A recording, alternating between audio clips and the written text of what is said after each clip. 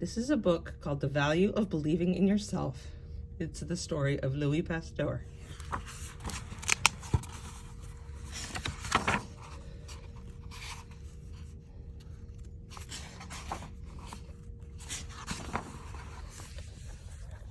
Once upon a time, in far-off France, there lived a man named Louis Pasteur. Now and then, this man, who was a doctor of science, would put on his tall black hat and his bright orange coat and walk in the park. "I believe I can, he would say to himself as he went along. What do you think it was that Louis Pasteur believed he could do? It was something important, so important that Louis Pasteur didn't even notice the other people in the park. "I must find the invisible enemy," said he. "I must find the rabies germs that hide inside people and make them sick. So sick that they die. Once I find that invisible enemy, I'll think of a way to kill it. Then sick people will be well again." Louis Pasteur sat on a bench and thought about the invisible enemy. "I just know I can do it," he said. There's the invisible enemy. "What a silly man," said some children who happened to be near. "If an enemy is invisible, that means no one can see it. If no one can see it, no one can find it." Louis Pasteur pretended that he didn't hear those nosy children. He hurried to his laboratory on Ulm Street in Paris, where he worked every day. Some of the children followed him. So did some of the grown-ups who wanted to know what he was doing. They peeped through the laboratory window. "You'll never do it," they shouted. "No one can find an invisible enemy." Oh, there's his setup. He's a scientist. Louis Pasteur didn't care what the children thought. He didn't care what the grown-ups thought either. He believed in himself. "I know I'm right. I'm sure I can do it." So, because he believed in himself, he kept on working. He kept on doing what he thought was right. It was hard work, but Louis Pasteur was happy. He knew that if he did find the invisible enemy, the rabies germs, he could help many sick people to be well again. While the mean children laughed and poked fun at Louis Pasteur, who was working in his laboratory in France, a little boy was laughing and poking a stick at a poor sick dog in another land far away, a land called Germany. The boy's name was Joey. He wasn't really a cruel little boy. He was just thoughtless, as children sometimes are, and he liked to tease, as children sometimes do. Soon Joey could see that the dog was very mad. He even had white foam around his mouth, foam like whipped cream. He tried to bark as if to say, "Stop it! Stop it!" But he couldn't bark. Something was wrong. Do you know what was wrong? Suppose you could look inside that dog with a great magnifying glass or a microscope. What would you see? That's right. You'd see the invisible enemy, the rabies germs that were making the dog so sick. The dog was so sick and mad that he would bite anything, even the rocks or the trees. If he could, he would surely bite the boy who had poked a stick at him.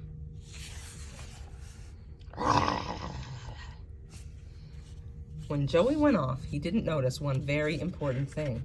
Can you see what that thing was? Yeah, it was the gate. The gate in the fence had come open. The mad, sick dog could get out. He could run after Joey and bite him. And that's exactly what the dog did. "Ouch! Ouch!" cried Joey as the mad, sick dog bit him on the arms and legs. And then it happened. The invisible enemy, the rabies germs that were hiding in the dog, traveled from the dog's foaming mouth into the little boy. "Help! Help!" Joey shouted. "Daddy, please help me!" Joey's father heard, and he ran out of his cottage to see what was the matter.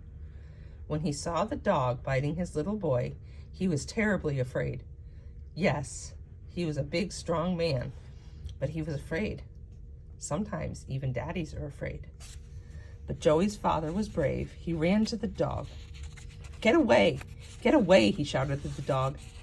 He waved his arms and stamped his feet. The dog ran off. Joey's father chased the dog back through the gate. When the dog was safely behind the fence, Joey's father carefully closed the gate. But the damage had already been done. The little boy was laying on the ground, crying and bleeding. He had been bitten 14 times.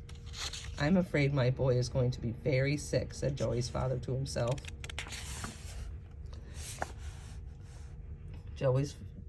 His father picked Joey up. "Did you tease that dog?" he asked. "Yes, Daddy, and I'm sorry," whispered Joey. He was badly hurt and felt very tired. "I'll take you home," his father said sadly. He was sad because he knew the terrible thing that was happening to his son. The little boy now had the invisible enemy, the rabies germs, hiding inside him. Soon he was not only hurt and tired, he was sick. Everyone who knew Joey was sad. Everyone knew that if a person was bitten by a sick, mad dog, that person would surely die. There's the invisible enemy. Before long, the sick dog died. It was very quiet in Joey's home. His parents did not know how to help Joey. They could only wait. Then one day there was news. Joey's mother saw it first and she shouted for joy. "Wonderful, wonderful," she cried. How could she think anything was wonderful when her little boy was dying? What do you think she had read in the newspaper? "A doctor of science has found a way to save people like Joey," she said. "He says sick people like Joey have been invaded by an invisible enemy. He has found the enemy, and he has also found a way to kill it." Do you know who that man was? Of course. It was Louis Pasteur, the man who believed in himself. He had known he was right, and he had done what he set out to do. "Father, we'll need a carriage," said Joey's mother. "We must take Joey to Paris to see Dr. Louis Pasteur. Perhaps he can still save Joey's life." There he is. Joey's father ran. He hired a fine carriage and a stout and able coachman.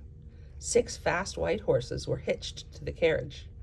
Joey's parents wrapped Joey up in a soft, warm blanket and put him in the carriage. "I wish the dog hadn't died," said Joey sadly. "At least, I wish I hadn't poked the dog with a stick."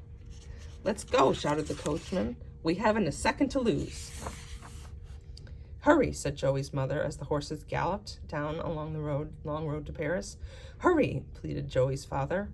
Even the trees beside the road seemed to whisper, "Hurry, hurry, faster, faster." They were tired and dusty when they arrived at Louis Pasteur's door, but they were happy to be there. They knocked, and Louis Pasteur opened the door and welcomed them. "I have invented a vaccine," explained Louis Pasteur. "In my vaccine are magical soldiers with bright eyes that can see in the dark. When they see the invisible enemy inside of Joey, my magical soldiers, who are very strong, will kill that enemy." There they are. Magical soldiers. Joey had been put into the bed. When he heard Dr. Louis Pasteur say this, he rose up a little. "Dr. Pasteur," he said, "what do you mean your magical soldiers will be inside of me?" "Yes," said Dr. Louis Pasteur. Joey looked puzzled. "But how will they get there?" "Very easily," said Louis Pasteur. "My magical soldiers can march through long needles and into little boys. They march together like a mighty army." "But needles hurt," said Joey. "Sometimes," admitted Dr. Pasteur. "But can you be brave, Joey, while my magical soldiers march into you?" "I'll be very brave," promised Joey. "Then you will be the very first person to have a shot of my rabies vaccine," said Louis Pasteur. This worried Joey's father. "The very first person?" he wondered. "Will it be dangerous? Are you sure your vaccine will work on a little boy?" "I believe it will," said Louis Pasteur, and he gave Joey his shot. The magical soldiers marched into the little boy. When they got inside Joey, they found it was very dark. The magical soldiers peered here and there with their magical eyes. At last, they spotted the enemy, those rabies germs that had always been invisible until now. At first, they saw only 12. Can you see them too? They knew that there were really millions of germs inside of Joey. There they are. "You'll never beat us," said the terrible germs. "Yes, we will," cried the magical soldiers. The battle began. The magical soldiers attacked the invisible enemy and fought bravely. It wasn't very comfortable for Joey. Would you be comfortable if you had an army of magical soldiers fighting a war inside of you? But as the soldiers in the rabies vaccine killed more and more of the enemies, Joey felt better and better. When the last of the enemy had been beaten, Joey felt well, so well that he jumped out of bed and danced around in a circle with his mother, his father, and of course with Dr. Louis Pasteur, who felt as much like dancing as any of them. "Hurrah! Hurrah!" they all shouted. Then Joey thanked Louis Pasteur and rode back home to Germany in the carriage with his mother and father. In Joey's village, the people lined the streets. They laughed and waved to Joey. Everyone was so happy that he was alive. Even the yellow sun in the sky seemed happy. Bells are ringing. Above the rooftops, the village bells rang out a joyful tune. They seemed to be singing, "Safe, safe. Now everyone is safe. No one has to die of rabies." Meanwhile, back in France, where he lived and worked, many people now wanted to talk to Dr. Pasteur. "Dr. Pasteur," said some of the children, "we think you are wonderful. You found the cure for rabies." "Yes, I did," smiled Dr. Pasteur, "and I am very happy. But do you know what made me feel so good while I was trying to find the cure?" There it is. He's doing so many experiments. "When I was working in my laboratory," Dr. Pasteur said, "I enjoyed the times when I believed in myself. In those days, I didn't always succeed, but even if I didn't, it always felt good to believe that I could." As you can see, our story ends happily, and now perhaps you might like to think about yourself. Of course, what you may decide to do in your own life may be very different indeed, but whatever you choose for yourself, let's hope it will make you happier. Just like our good friend, Dr. Louis Pasteur. There he is. Dr. Louis Pasteur was born in Dole in the province of Jura, France, in 1822. As a chemist and later as a bacteriologist, Pasteur did more than any other man in his lifetime to further medical progress. However, because he was not a physician, many medical men of the 1800s jeered at his theories. He ignored their scorn because he believed so strongly that bacteria, or germs, did indeed exist and that they could cause disease. He continued to work in his own way, having faith in himself, and eventually discovered the cure for silkworm disease, for anthrax, and for rabies. Pasteur also invented a process to keep milk from spoiling. It consisted of heating the milk to 140 degrees Fahrenheit for 30 minutes, then cooling it quickly and keeping it in a sealed, sterile container. This process is still used today to keep milk free from germs. It is called pasteurization, after Louis Pasteur. Pasteur married Mary Laurent of Strasbourg, whom he loved deeply. She encouraged him to always put his laboratory first, so he was able to concentrate on his work and do it well. When little Joseph Meister was bitten 14 times by a rabid dog and was brought to Louis Pasteur, the scientist hesitated to give his untried rabies vaccine to the boy. He did so only after 2 physicians pointed out that the boy would surely die without the vaccine and that Pasteur just might have the answer. Pasteur did have the answer, of course, and he saved Joseph Meister's life. Meister later became a gatekeeper at the Pasteur Institute. He stayed there, loyal to Louis Pasteur for the rest of his life. While Pasteur certainly believed in himself, he remained a quiet and humble man until his death in 1895. In his later years, he was always a little amazed and amused by the fuss that people made over him. Once he accepted an invitation to attend an international medical meeting in London.